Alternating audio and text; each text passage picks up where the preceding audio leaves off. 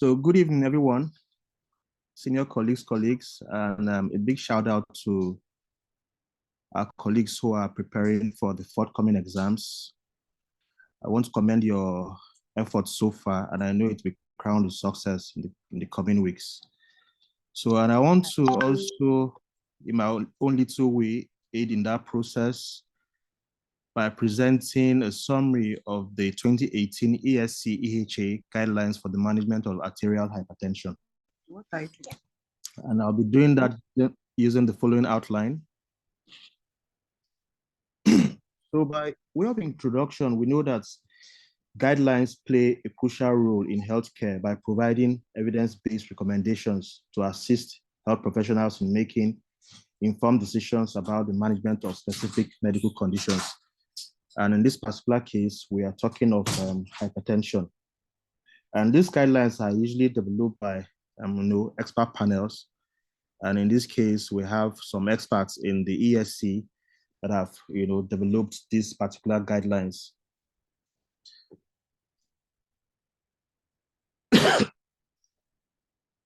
Now, the guidelines evaluate available evidence to offer guidance on the most effective and appropriate approaches to patient care in hypertension.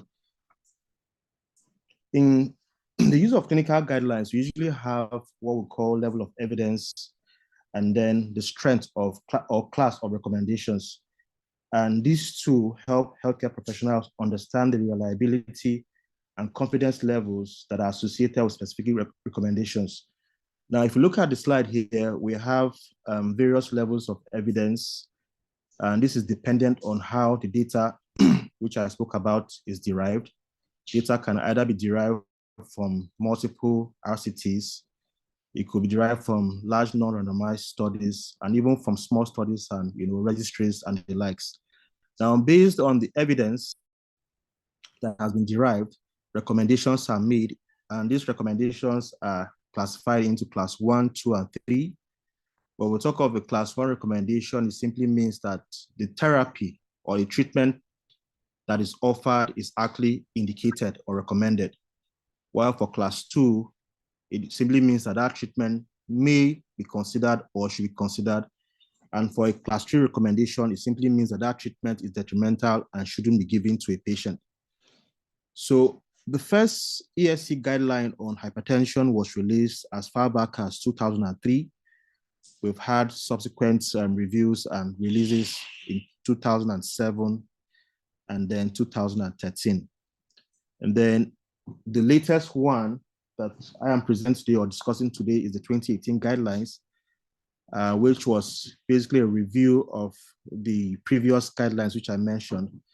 And the purpose of the review and update was to evaluate and incorporate new evidence into the guideline recommendations.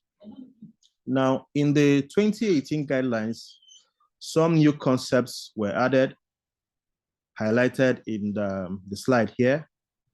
I'll start with the first one, which had to do with BP measurements. Unlike in the previous guidelines, the diagnosis of hypertension was basically made with the use of office BP measurements. Now, the new guidelines is recommending both the use of office BP measurements and also out of office BP measurements, which includes PM and the HBPM, that's the ambulatory blood pressure measures, and then monitoring, and then the home blood pressure monitoring. Now, the second new concept is that we now have a less conservative treatment threshold for, treatment for older and very old patients. We'll get to see that in subsequent slides. Now, the new guidelines also emphasizes the use of single pill combination treatment strategy. And this is basically to improve BP control in the hypertensive patients. And then we also have target ranges for the different populations of people who are suffering from hypertension. And then it also talks a lot about, the new guidelines also talks about detecting poor adherence to drug therapy. Then it talks about the key role for, other health personnel apart from the doctor or physician. Now, we know that hypertension remains the major preventable cause of cardiovascular disease and all-cause mortality. As of 2015 estimates, about 1.13 billion people are suffering from this condition. It has been estimated that by 2025, this would have increased to about 1.5 billion people. And this prevalence is expected to rise due to the aging populations, sedentary lifestyles, and the rising body weight, amongst others. So the ESC defines hypertension as a persistent elevation in office systolic blood pressure of equals to or above 140 millimeters of mercury, and or a diastolic blood pressure that is equals to or above millimeters of mercury. And this is equivalent to a 24-hour mean ambulatory blood pressure measurement that is equals to or above 130 over 80 millimeters of mercury, or a 24-hour mean HBPM that is equals to above 135 over 85 millimeters of mercury. And these values didn't just come up. This was based on evidence from multiple RCTs, which shows that at this level of blood pressure, the patient is going to benefit from treatment of the high blood pressures. The classification, according to the ESC, is similar to what we have with the WHO ISH of 2003, and is the same thing that Nigerian Hypertension Society has also adopted, and have recommended that hypertension be classified into or as optimal, normal, high normal, and then we have grade 1 to 3 hypertension. And this is actually based on office blood pressure measurements. For the out of office, there's really been no grading of hypertension. So whenever you see this grading is based on what we get when we measure our patients' blood pressures in the clinics. Now, for the optimal, the blood pressure should be less than 120 systolic and less than 80 diastolic. For normal, high normal, and the others, the values are there projected on the slide. I wouldn't go through all of them. Now, in comparison to GNE and ACC AHA guidelines, there are actually some variations. As a matter of fact, the Americans, their usual style of having to do things in a different way, they don't have a lower threshold for the diagnosis of hypertension. And so they take anything that is 130, 80 above as hypertension, as against the ESC, which takes that as a high normal blood pressure. And they have also killed off one stage of hypertension. They only have stage 1 and stage 2, as against stage 1 to 3 in the ESC. And the JNC classification too is somewhat similar to the ACC AHA, apart from some subtle or little differences. Now, the guideline also talks about blood pressure. Like I said in the earlier slides, they now not only talk of office blood pressures, but we are now talking of out-of-office blood pressure. At some point, considered what we call unattended office blood pressure measurement. But for this category, it is sufficient to actually publish that in the guidelines. So I will quickly go through the out-of-office blood pressure measurements. This can be either done using oscillatory, oscillometric, semi-automatic, or automatic machines. These devices must be validated according to standardized conditions and protocols. Now, there are various websites where we can check if our equipment that we use in our clinics are validated. One of such websites will include the stridebp.org.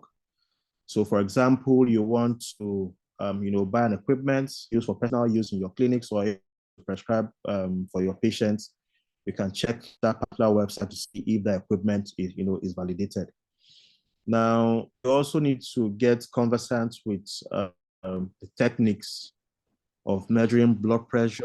I wouldn't be going so much into that. I've added to slides. I'll just a few.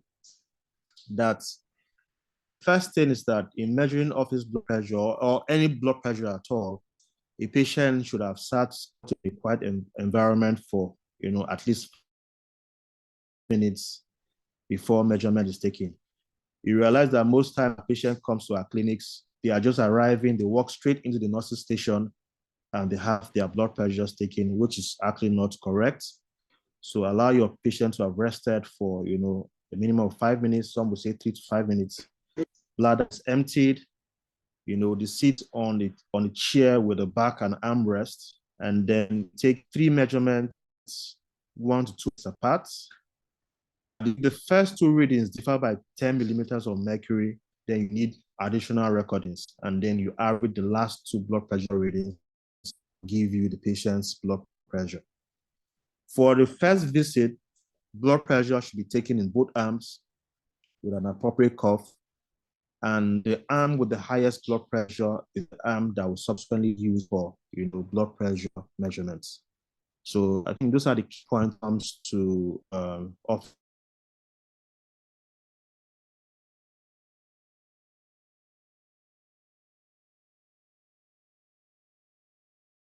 and supine. Now, out of office blood pressure has, like I said earlier,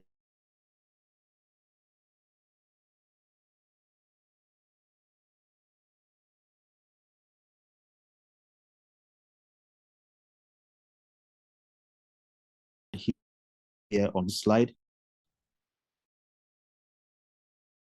this of ABPM. It has a stronger prognostic evidence. Before, you will know that it is quite uncomfortable carrying a cuff around for over 24 hours, particularly at night when you're trying to sleep. You see the machine making noise and waking you up from sleep. Now, for the home blood pressure monitoring, it also has its own advantages and disadvantages. Unlike the ABPM, it's cheaper and widely available. Measurements are done in the patient's home setting, in which patients are much more relaxed than in the doctor's office. And then the patients are also engaged in these BP measurements. The disadvantage is that there's a potential for measurement error, particularly if those patients are not aware how to measure blood pressure. And then, of course, patients cannot have nocturnal readings because they will definitely be sleeping at night. Now, the some indications for out-of-office blood pressure measuring, and we have some of them on the slide here. You can take a look at that when I share the slides so that we can move on. So the guideline also talks about screening for hypertension. As we know, hypertension has earned itself the name the silent killer. And this is because of its ability to remain asymptomatic in most patients until they have developed, like complications or when the blood pressure is really, really high. So based on this, the guidelines has recommended that screening programs should be developed for adults who are 18 years and above should be screened for hypertension. It has been shown that when structured population screening programs have been undertaken, an alarming number of persons, in some cases over 50%, are unaware that they actually have a high blood pressure. Now, if you look at this table here, it summarizes how this screening should be done. Like I said, guidelines as a class 1B recommendation states that people who are 18 years and above should be screened for hypertension. Now, for those who you screen and have an optimal blood pressure, that is a blood pressure less than 120/80, you should have their blood pressure repeated every 5 years. For those who have a normal blood pressure, they should have their blood pressures repeated every 3 years. And for those who have a high normal blood pressure should be repeated annually. And in this category of patients, you should actually consider the possibility of having max hypertension, and then out of office blood pressure measurements which could be ABPM or HPPM. Then for those who are hypertensive during or who have high blood pressure during the screening, you should go ahead to confirm if they're actually hypertensive by doing repeated visits, repeated office blood pressure measurements, or you can offer them an out-of-office blood pressure measurement. So, like I said, this is a class 1B recommendation in terms of screening. Now, for the diagnosis of hypertension, it is recommended that the diagnosis of hypertension should be based on repeated office measurements or on out-of-office blood pressure measurements.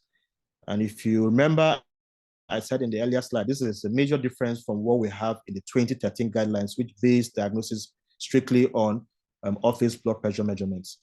Now, for the office blood pressure measurements, it is said that the patient should have, multiple readings on more than one clinic visit, except if on first visit, the patient has a grade 3 hypertension or the patient is a high-risk patient. Otherwise, you tell the patient to come, on a couple of visits, and then at each visit, you should have, multiple readings. If that cannot be done, then you can offer the patient an out-of-office blood pressure measurement to make a diagnosis of hypertension. Next thing is you've made a diagnosis of hypertension. You want to evaluate this patient and then also assess for hypertension-mediated organ damage. Now, the purpose of this evaluation is basically to screen for potential secondary causes of hypertension, to identify factors that could contribute to the development of hypertension, to identify concomitant CV risk factors, identify concomitant diseases, and also to establish whether these patients have hypertension-mediated organ damage, if they have existing cerebrovascular, cardiovascular, or even renal disease. So how do you go about, I'll quickly go about the evaluation for hypertension-mediated organ damage. You know that hypertension basically affects target organs, some target organs, particularly the heart, the blood vessel, kidneys, the eyes, and the brain. So in the heart, the guidelines recommend that all hypertensive patients should have, as a bare minimum, a 12-lead ECG. And when this ECG has any abnormalities or this patient has signs or symptoms of LV dysfunction, then you can also offer the patient, echocardiography. Then for the blood vessels, we can actually do ultrasound examination of the carotid arteries as a class 1B recommendation. We also have conditions in which you might also want to do, further blood vessel examination listed on the slide here. Then all hypertensive patients must have a renal function test done. Do a renal function test to, estimate the patient's EGFR. These patients must also have a urine albumin creatinine ratio done. As you can see, it's a class 1B recommendation. In some cases, you might want to do a renal ultrasound and even Doppler examination. And the reasons are stated on the slide. Then the guidelines also state that all hypertensives who have grade 2 or grade 3 hypertension should have a fundoscopy. And then those who are diabetic, irrespective of the grade of hypertension, should also have a fundoscopy done. Now, for the brain, what do you do? It also all depends. It depends if these patients have neurological symptoms and or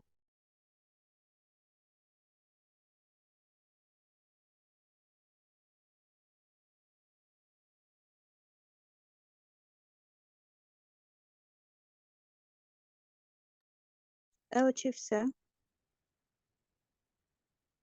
Sorry, please, Dr. Molade. I want to confirm that. Oh, it's from his end. We are not yet here, sir. We are on the guideline.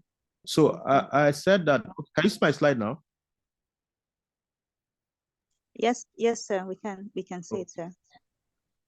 Yeah, okay, so I was saying for the brain, it also all depends if this patient has neurological symptoms and or decline. Guidelines as a class 2A recommendation says that we can offer the patients neuroimaging to see if they have any brain infarcts, bleeds, or even white matter lesion. So you've assessed the patient for hypertension-mediated organ damage. What next? Guideline says you should also assess for other risk factors. Like we all know, hypertension most times does not come in isolation. It comes in a cluster of other cardiovascular risk factors like diabetes and dyslipidemia. And we know that the clustering of these factors have a multiplicative effect on someone's cardiovascular health. So as a formal way of assessing, the CV risk of a patient, the guidelines recommend what we call the score, formal CV risk assessment with what we call the score system. That's the systemic coronary risk evaluation system. This is actually a class 1B recommendation. This system is based, you can actually find this scoring system online. It's basically a calculator that we use. However, the guideline says that when we're using this scoring system outside of people of the European descent, we should apply a correction factor. For example, for us here in sub-Saharan Africa, whatever you get, you have to apply this correction factor of about 1.3. Now, there are certain factors that might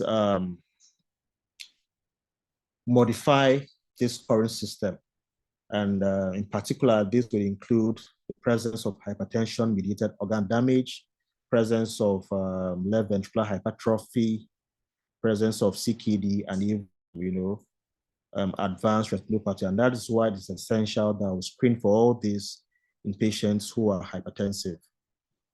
Now, the use of that scoring system usually helps us to stratify these patients into, several risk strata. So we can have low risk patients, moderate risk, high risk, and then very high risk. And this comes into play in the management or treatment of patients with hypertension, as we'll see in subsequent slides. Now, the next thing is you have made a diagnosis, you have assessed for hypertension-mediated organ damage, you have stratified, you have assessed for other cardiovascular risk factors, you have stratified these patients. Then the next thing is when to initiate antihypertensive therapy. So this slide here basically gives us a summary of when we can start antihypertensive therapy in our patients with hypertension. So when to start antihypertensive therapy basically depends on the grade of hypertension or the level of the person's blood pressure, and then to some extent the risk that this patient carries for cardiovascular disease. Now, as you can see, even before we start drug therapy for these patients, it has been emphasized that lifestyle advice should be given to these patients. So it is first of all lifestyle modification even before we consider giving our patients antihypertensive therapy. Most times we tend to ignore this very important aspect of hypertension management. Now, for those who have a high normal blood pressure, guideline says that you should consider drug therapy in those who have very high risk. You see, that is where this risk assessment comes into play. For those who have very high risk, even though they have a high normal blood pressure, you should consider giving them antihypertensive therapy, especially if they have CAD, that's coronary artery disease. Those who have grade 1 hypertension, immediate drug therapy can also be given to those who have high or very high risk. If this patient or a patient comes in, has high or high risk, then you go ahead and start antihypertensive therapy.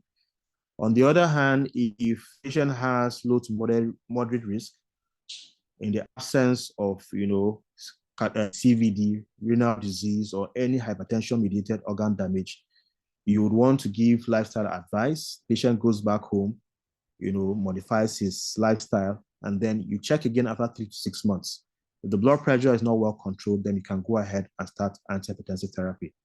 For grade 2 and grade 3, irrespective of the risk, the guidelines recommend that, we should start antihypertensive therapy immediately for all patients, irrespective.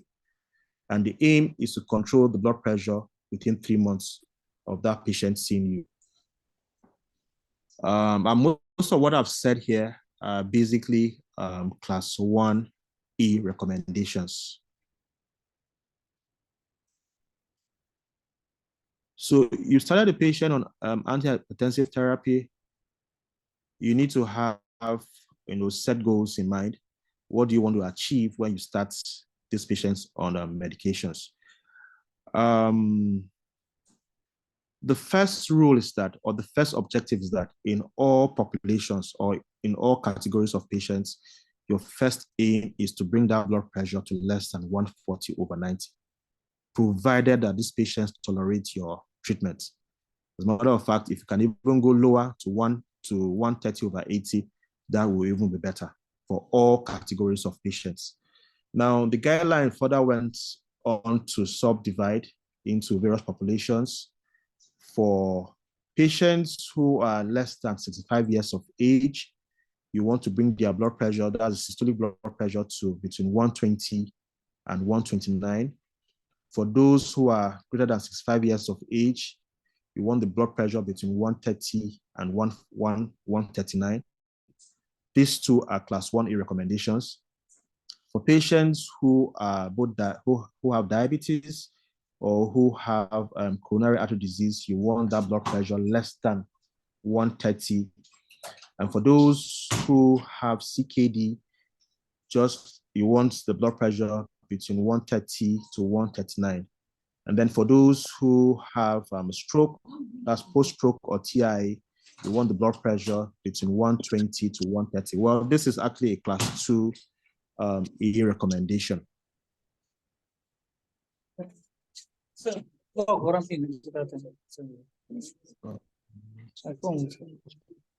So diving deeper into what I earlier mentioned about lifestyle, the guideline also has some recommendations in terms of lifestyle. As you can see on the slide here, those recommendations, have a class 1 and then level A recommendation. So basically, when it comes to lifestyle, we're talking of reduction in salt intake, moderation of alcohol consumption, high consumption of vegetables and fruits, weight reduction, and then the maintenance of an ideal body weight and regular physical activity. So I wouldn't go so much into the details. I think we already know most of these things, but when I share the slides, you can actually look at them. In terms of tobacco, the guideline says that we should advise our patients to actually stop tobacco smoking. Lifestyle changes also play an important role, even in the management of resistant hypertension, white coat, and also max hypertension. So for the drug treatment strategy for hypertension, the guideline recommends some classes of medications, and this includes the RAS blockers, the beta blockers, CCBs, that's the calcium channel blockers, and then diuretics, including thiazide and thiazide-like diuretics. This particular class, these particular drugs have demonstrated effective reduction of both blood pressure and cardiovascular events in several RCTs that have been done. As a class 1A recommendation also, the guidelines says that we should preferably start our patients on dual therapy or stats, preferably in a single pill combination. And we'll get to see these combinations in subsequent slides. So how do you go about the combination? It also now all depends on if the hypertension is complicated or uncomplicated. So starting with uncomplicated hypertension, the guideline, like I said, for initial therapy recommends that we should start with dual combination in a single pill.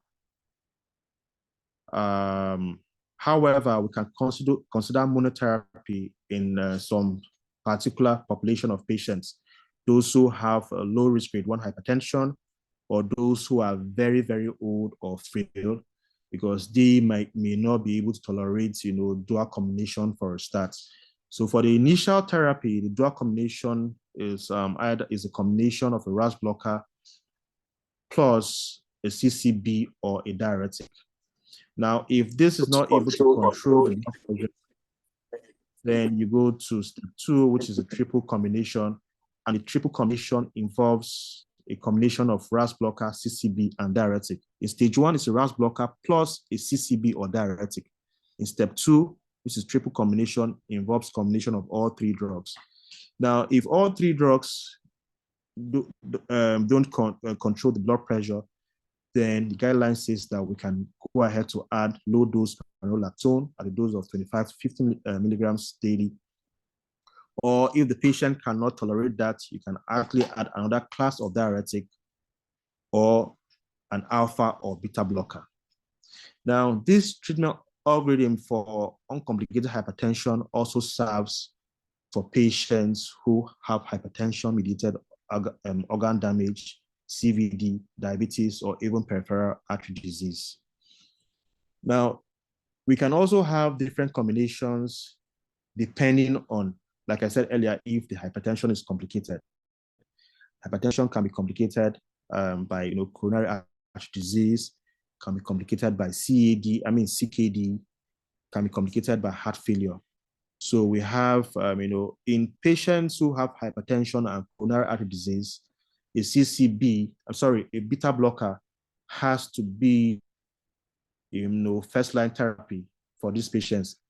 So if you are combining their pills, then a beta blocker has to be in that combination. So they can actually have a combination, of RAS blocker, beta blocker.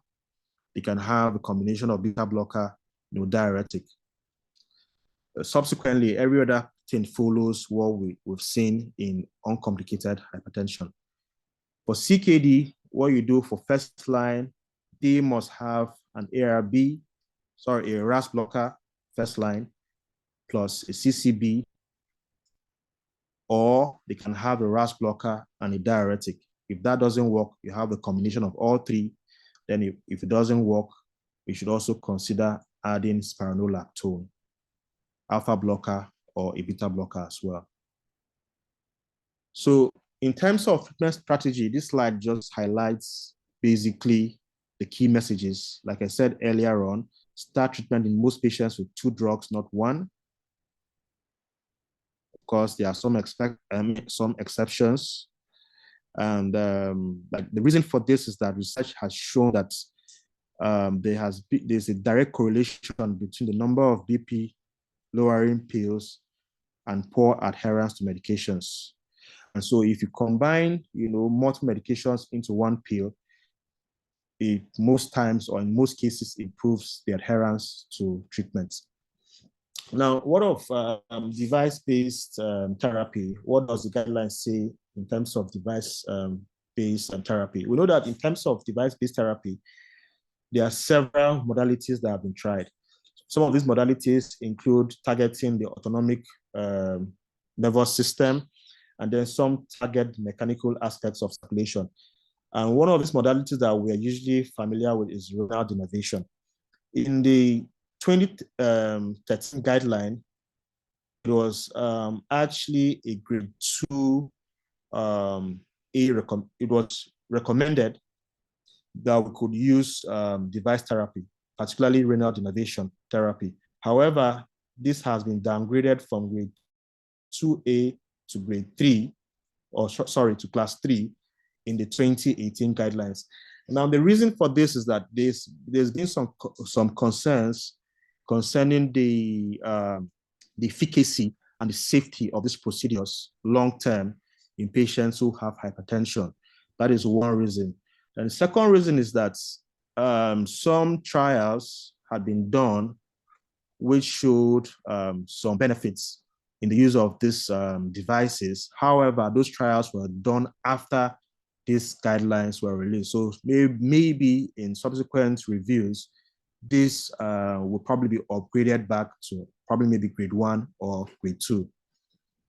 Now, the guideline also talks about hypertension in specific conditions. Some have actually discussed diabetes, CKD, coronary artery disease, but I've put them on separate slides so that those going for exams could actually flip through. For resistant hypertension, which is what I'll just discuss now, basically is what I've said. You start with those drugs I've mentioned earlier, like we have an uncomplicated hypertension. And then if you don't achieve control, the next thing you want to add is an MRA, that's a mineralocorticoid receptor antagonist. In the 2013 guidelines, what was recommended was to add either amiloride and alpha-1 blocker like doxazosin. But in the 2018 guidelines, the recommendation is that if you fail to achieve control with drugs we mentioned earlier, you should add low-dose spironolactone to the existing medications. And then importantly, lifestyle measures should be reinforced, particularly the restriction of sodium intake.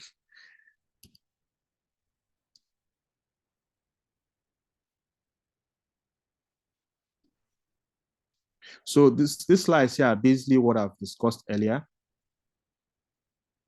Then I think the last thing I want to discuss is hypertension in pregnancy.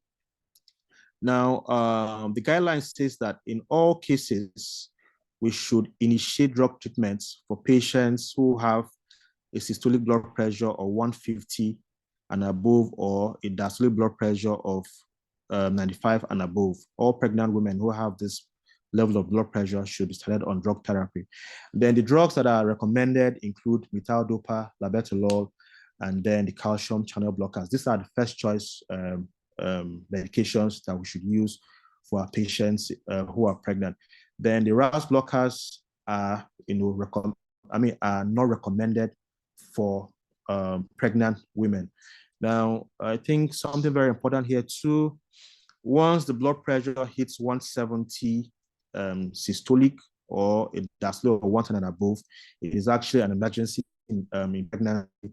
And so this patient should be admitted to the hospital for treatment. And then in cases of severe hypertension, we can actually use IV labetalol and then use oral methyl-dopa or a CCB, that's nifedipine. So in terms of follow-up, after the initiation of antihypertensive drug therapy, it's important to review the patient at least once within the first 2 months to evaluate the effects on BP and assess possible side effects until the blood pressure is under control. SPC therapy should reduce blood pressure within 1 to 2 weeks and may continue to reduce blood pressure over the next 2 months. So you can verify this, at about 3 months and 6 months of follow-up. And then also assess risk factors and asymptomatic organ damage at least every 2 years of your patient seeing you.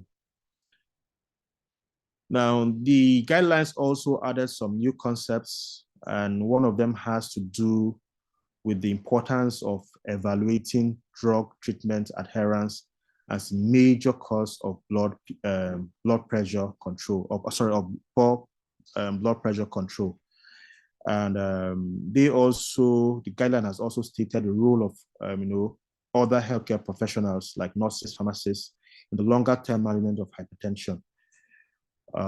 So in terms of interventions to improve drug adherence, the interventions have been divided into several levels at the physician level, at the patient level, at the drug treatment level, and then at the health system level.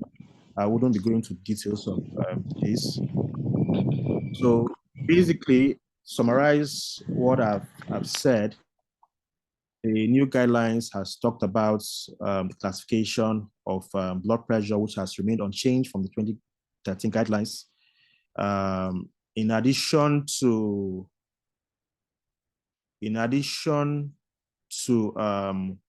office blood pressure measurements, It has also incorporated the use of out-of-office blood pressure measurements in the diagnosis of hypertension. There are new targets for BP control when we start drug therapy for our patients. Guidelines emphasizes the need for lifestyle interventions, and then the need for starting our patients on dual antihypertensive therapy, preferably in single pill combination. And then it has discouraged the use of device therapies based on lack of evidence. And then it also talks about the the importance of other healthcare professionals in the management of hypertension so as to, ensure adherence of our patients to drug therapy. So thank you very much for listening. Thank you so much, sir, for a very comprehensive lecture. We are indeed very grateful. Please, chiefs on the platform, I know you have comments and questions. You can please signify by raising up your electronic hands so that our consultant can clarify or make it clearer. Thank you. Questions, contributions, comments?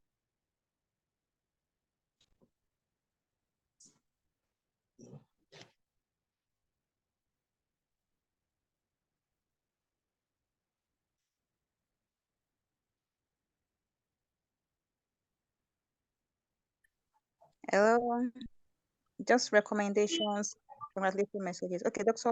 Ola, what you say? All right, well done. Thank you, Chief, for that precise presentation that you took us through the guidelines. But at times we do have issues concerning following these guidelines when we are treating CKD patients.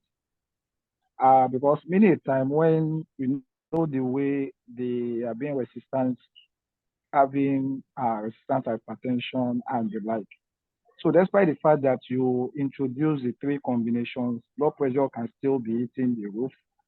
Many a time when you now introduce the fourth drug, that's the neurocorticoid antagonist, the spironolactone, they don't like it because as we know that it can also increase potassium. So what's your take about this? And secondly, when patients have comorbidities, especially maybe patient that is having hypertension and stroke, I think the neurologists who are also against using some particular drug, which is part of the guideline we do have. This many times do cause conflict within some other units. What would be your advice on this, sir? Thank you. Okay, I completely agree with you, what you said concerning the CKD patients. Now, what the guideline says is that if you start your patients on the MREs, you should, of course, follow up your patients.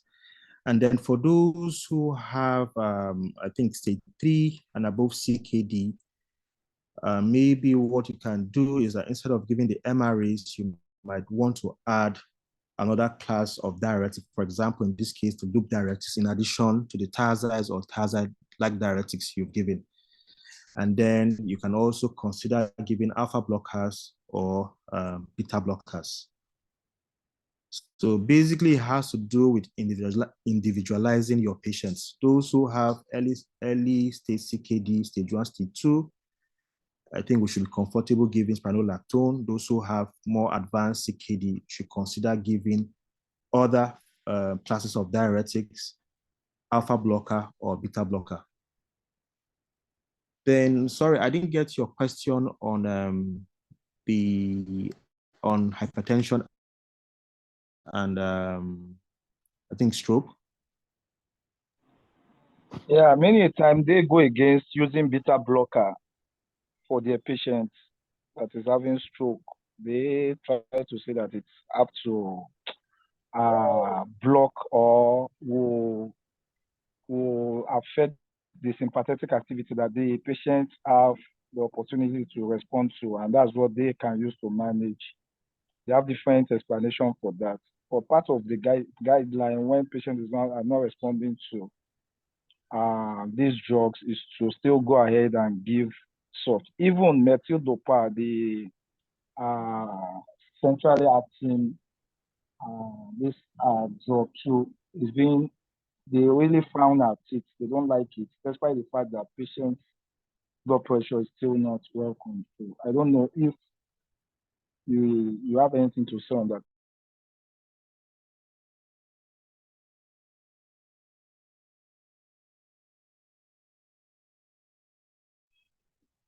Well, I'm trying to see if I have any slide on recommendations for hypertension and stroke.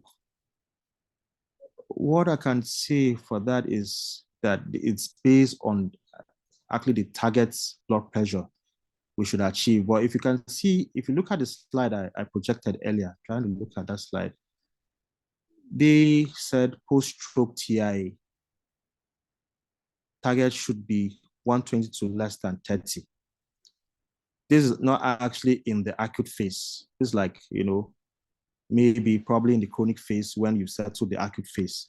But even at that, the drop in the blood pressure is actually a class 2B recommendation. Now, I'm not sure the guidelines really stated anything in terms of what medications. I didn't come across any medications that we should actually use for blood pressure control in patients who have.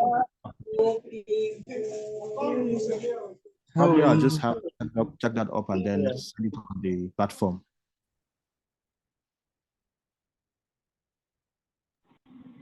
Okay, sir.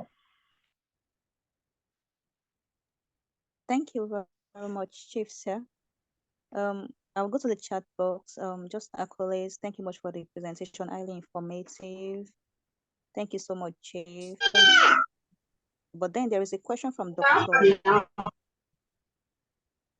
It's asked that, is there any guideline on hypertension in CKD? That's from Dr. Anthony, sir.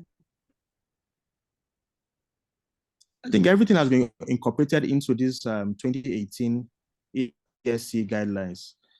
It's actually a very, very large document. Trying to summarize this into a few slides is kind of very, very difficult. I just tried to highlight the salient points. Now, I didn't go through this slide, but maybe I should just quickly read through this. Now, I'll read just through the class 1A recommendations. Now, in patients with diabetes, with diabetic or non-diabetic CKD, it is recommended that an office BP of greater than 140/90 be treated with lifestyle advice and BP lowering medications.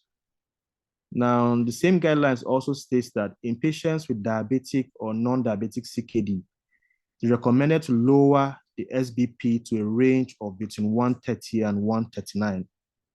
So anything above 140/90, you should treat with drugs, and your target should be between 130 and 139. However, you should, like I said earlier, you should individualize your patients based on the impact on their renal function and their electrolytes. So it goes back to the issue of using spironolactone. I think the guidelines, like I said, says that anything grade 3 and above, you should be a little bit careful using, an MRE. You should consider using other classes of diuretics like the loop diuretics. Then let me see. Then it also talks about reduction in albuminuria, which we can, probably achieve using our RAS blockers. And then loop diuretics should replace thiazide diuretics when the EGFR is less than 30 mL per minute per 1.37 meters square. So those are basically the highlights of the guidelines in terms of hypertension and CKD. Thank you so much, Chief. We are so grateful. Thank you. The question. Okay, Dr. Chineme. Please. Okay, good evening, my teachers. Thank you so much, sir, for your presentation. Please, my question is about the ambulatory blood pressure measurement. Okay. I had a patient that he was not too sure if he had BP issues or not. But from what he said was that his blood pressure has always been normal. But at sometimes, I think once on one occasion, he came to the hospital and the blood pressure was elevated. So he was like, I'm not hypertensive. My blood pressure has always been normal.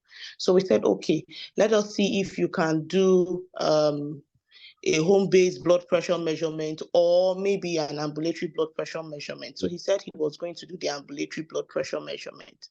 So when the results came back, we noticed that his blood pressure, like the mean during the day and then the day and night, they were almost like within the normal. But the only issue he had, he wasn't dipping. Like it was 0.97% for the dipping. They were so close. So in this patient, are we going to say the patient is hypertensive? And do we recommend starting maybe some medications or not? Thank you. Okay, sorry, if I got you correctly, you said the which values were abnormal? I think the only abnormal value was that his nighttime BP measurement was, I think, 120. It was above the 110/65 that most places say, but it was around 120, and he was not dipping. But every other thing was okay. Like the mean was okay, the average day and night, but just that and then the non-dipping. So would we say he's hypertensive? Will we start medications or not? Okay, so first of all, well, based on the European guidelines, the nighttime mean is actually anything above 120. That's 120 and above systolic, and then 70 and above diastolic. Some people may use different values. Some different EBPM machines come with different values, but I tend to use this European values. So if you remember what I said earlier on, let me see if I can get that slide. The ABPM helps you with additional prognostic BP phenotypes. There are various phenotypes you could have, So in this case now, you have a daytime mean that is normal. You have overall 24-hour mean that is normal, but you have a nighttime mean that meets this criteria of hypertension. So you would say that this patient has nocturnal hypertension. That is the way I'll go about it. Now, in terms of drug treatment, it now depends on his office values. So that will take us back to this slide. You now have to categorize that patient into, where is this slide? You have to categorize this patient into grade 1, 2, or 3. Now, what that patient probably has is, how do you call it? Non-max white coat hypertension. He had a value of 140 something in clinic, and he said he has normal values at home. So most likely he has max hypertension, but his ABPM has shown that his nighttime values are above normal, irrespective of the fact that the values are just slightly above normal. But I would say that person has nocturnal hypertension. So now that I've made a diagnosis of nocturnal hypertension, what I'll go back to is his grade in the clinic. Is it grade 1, grade 2, grade 3, or high normal? In this case, now this patient most likely has a grade 1 because high normal. And it looks like your patient is actually a low-risk patient. So what I will advise patient to do is to modify his lifestyle, reduce alcohol consumption, reduce salt intake, lose weight, start exercising, start being active. And then you look at his values again in 3 to 6 months. Most times, if they can do these things, the blood pressure goes down. I use myself usually as an example. Remember during the COVID era, I'd gained so much weight. I wasn't exercising, my blood pressure went up. But I lost that weight, everything went down to normal. So for me, I think your patient, what he needs is basically lifestyle advice, being that the blood pressure, even with the ambulatory, is not so high. The office values are in the grade 1. the ABPM is just slightly above, the threshold. Thank you so much, sir. Dr. Chinemere. So maybe I should just also share my own experience with ABPM. There's a colleague who came in from the US 2 weeks ago, and he's been having blood pressures 170, sometimes 180, and he claimed that it was white coats. He didn't want to, patients are usually, most of us are usually in denial. So he said he wanted ABPM, and we did the ABPM. Let me see if I have the result somewhere. The ABPM was diagnostic of hypertension. So what I now did I went back to the office blood pressure measurements that he was getting. He was getting 170, 180. And based on what the guideline says, anybody with that kind of blood pressure, what is grade 2, grade 3, should have immediate treatment for the blood pressure in addition to lifestyle modification. So ABPM is basically to make a diagnosis. You are not using ABPM to grade. Once your patient hits that threshold, I think that patient is hypertensive, irrespective of the fact that the values are just marginally above the normal. But in terms of grading and categorizing the patients, you come back to your office blood pressure values, and that will guide you in giving these patients medications or not. Okay, thank you, sir. Sir, please, I want to ask again concerning that. If that patient is a non-dipper, what you're trying to say is that if the patient is a non-dipper, it's not an indication to start antihypertensive, or do we need to check if the patient has organ damage to be able to relate with it? That's non-dipping. Yes. Despite normal values, is it an indication to start antihypertensive? No, I don't think that's an indication to start antihypertensives. Okay. What I had read some time ago is that, somebody who is a non-dipper is usually, it tells you that this person most likely is at risk of a cardiovascular event in future. That is what I read about non-dipping. If your ABPM does not make a diagnosis of hypertension, and then the patient has no evidence of HMOD, then there's actually I don't think there's a point starting, antihypertensives. It's basically to control his cardiovascular risk factors and then the lifestyle modification we've talked about. Okay, thank you, sir. Thank you so much. Thank you so much, Chief. Please, do we have any other clarification or questions from participants?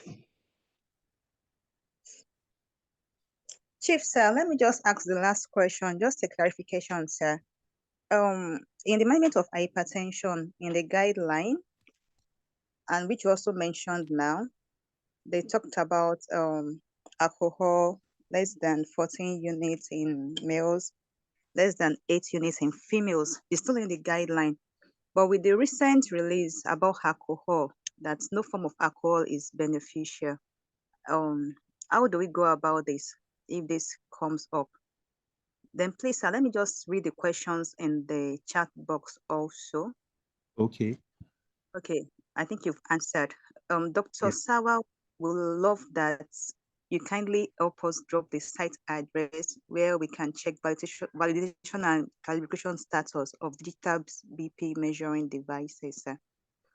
Thank you, sir. Okay, so you see, these guidelines, like I said earlier on, are released or are developed based on available evidence. And you see, if you look at the Americans, they have a lower threshold. It's based on their evidence available to them. Now, based on the evidence available to the ESC, their panel of experts, they have come up with those cutoffs. Now, probably they also need to review their values if they have new evidence. So I would say that if you are going to state anything, then you should quote where you are getting your source. You should quote your source, basically.